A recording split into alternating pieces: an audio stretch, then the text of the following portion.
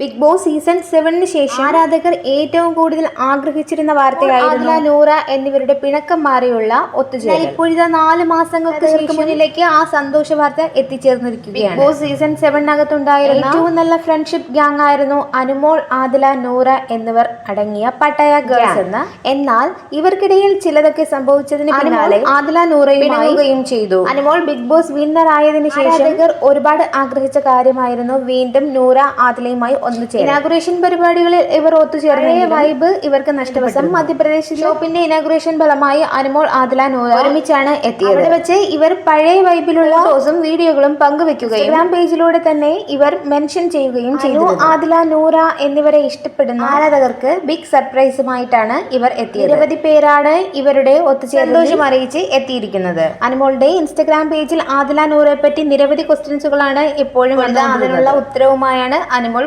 ഫോട്ടോകൾ പോസ്റ്റ് ചെയ്തിരിക്കുന്നത്. ഇതുപോലെയുള്ള കൂടുതൽ വീഡിയോകൾക്കായി സബ്സ്ക്രൈബ് ചെയ്യൂ.